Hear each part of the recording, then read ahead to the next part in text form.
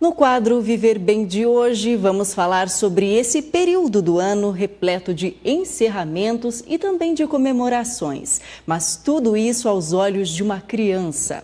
O ano letivo chega ao fim, assim como projetos culturais, esportivos e educacionais. O final de cada ano significa também o final de um ciclo. Como as crianças encaram esse período? Como os pais podem auxiliar? Sobre esses assuntos, a entrevistada de hoje é a psicóloga Patrícia Zanesco. Patrícia, boa noite, bem-vinda. Boa noite, obrigada. Patrícia, esse é um período que marca o fim de ciclos, como eu havia dito, ciclos importantes para as crianças e adolescentes, principalmente na escola. Se despedir de colegas, de professores, nem sempre é tão simples como parece, né? Principalmente para os pequenos. Como auxiliar nesse momento de encerramento de ciclo escolar? Carol, essa é uma fase de luto. É uma fase de luto com características tão intensas para as crianças, assim como o luto da morte. É uma fase onde nós, adultos, precisamos de muita compreensão. Precisamos auxiliar com que as crianças saibam nomear, validar essas emoções, saibam reconhecer essas emoções. É muito importante que, nesses momentos, nós possamos saber ouvir de forma genuína. Ouvir de forma genuína não é ouvir para mudar o discurso das crianças, que é um vício nosso de adultos. É importante que nós saibamos ouvir para acolher, para entender essa criança. Após esse processo de ouvir, é sim importante que nós possamos emprestar os nossos cérebros adultos e maduros a elas, fazendo-as pensar e relembrar sobre as dificuldades vivenciadas durante esse ano que se passou e pensar em como elas enfrentaram. Assim, fica mais fácil, mais leve esse momento. Essa é uma fase muito difícil também para os professores. Eles também vivenciam esses momentos de luto. Tá certo. Junto com o encerramento de ciclos, nós temos ainda as celebrações, que são as festas de fim de ano que geram expectativa, principalmente nas crianças e nos adolescentes, seja por presentes, encontros de familiares ou então viagens. Como marcar essas datas, todo esse fim de ano, de forma positiva, Patrícia? Essa é a época tão esperada do Papai Noel. E aí, será que ele existe ou não existe? A criança, aos 5 anos, ela começa a ter a percepção de que o real, o imaginário, a fantasia está aí. E começam a vir as desconfianças. Será que não passa de uma lenda? Será que não foi a minha mãe, o meu pai que deixou o presente ali? É importante que nós saibamos auxiliar a criança a transitar por esse processo. É importante que nós não alimentemos isso com elas para que seja real, mas sim que nós não possamos descrever essa fase como uma crença realmente. Outro ponto importante a respeito do Papai Noel é que, culturalmente, nós usamos ele para coagir as crianças. É muito importante que nós usemos o Papai Noel como uma data festiva e não para, se você não fizer isso, o Papai Noel não vai trazer o presente. Se você não se comportar, o Papai Noel não vai vir. As crianças precisam aprender a se comportar, a seguir regras, porque isso é importante para o seu desenvolvimento, e não porque tem medo de alguém ou por uma troca. Essa fase, sim, é uma fase muito esperada do ano, pelos presentes, pelas viagens, pela interação. Mas tudo que as crianças querem nesse momento é a nossa atenção genuína, é a nossa presença.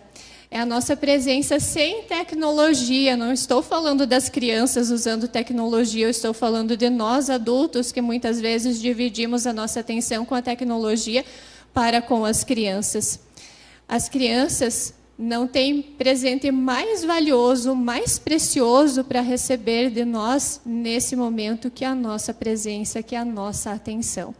Assim, nós conseguimos marcar esses momentos de uma forma muito positiva. Falamos que a emoção é a cola da memória, assim conseguimos trazer excelentes memórias para a vida das nossas crianças. Esses momentos de confraternização familiares, então, são sempre muito importantes do lado da psicologia. Extremamente importantes. Esses vínculos criados, eles vão se tornando a base de crenças em que a criança irá vivenciar na vida adulta posterior. É como ela vai ver a vida, como ela vai ver o mundo depois. Esse é um momento de grande interação. Esse é o momento de renovar os vínculos, que nós podemos estar mais prestando atenção nas nossas crianças. Patrícia, nós vamos também aí para um período de férias escolares, né, com aquela expectativa por um novo ano. Então, na escola, isso significa uma nova turma, com mudança de colegas, de professores e até, muitas vezes, mudança de instituição de ensino, né? Como preparar as crianças e os adolescentes também para esse novo ano que está por vir com tantas mudanças?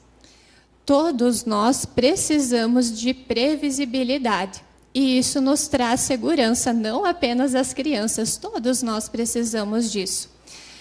Esses momentos de festas, de interação, são momentos lindos, mas que podem trazer muito estresse se não houver essa previsibilidade. Então, é importante que, antes que esses eventos aconteçam, nós possamos estar sentando com as crianças e colocando para elas como vai ser, aonde vai ser, quem vai estar lá, qual é o comportamento esperado para a criança naquele momento, tirar as suas dúvidas, ouvi-las mais uma vez de forma genuína. Isso vai minimizar muitos dos comportamentos desafiadores que a criança pode estar tendo nesses momentos.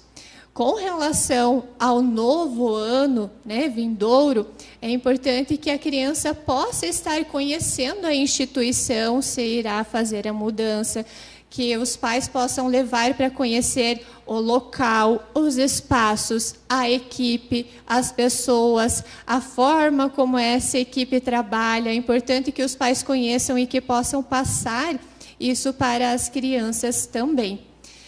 Esse é o momento, Carol, de quebra de rotina. E quebrar a rotina é importante para nós em alguns momentos. Traz mais leveza, mais tranquilidade. Isso é muito bom, com ressalvas.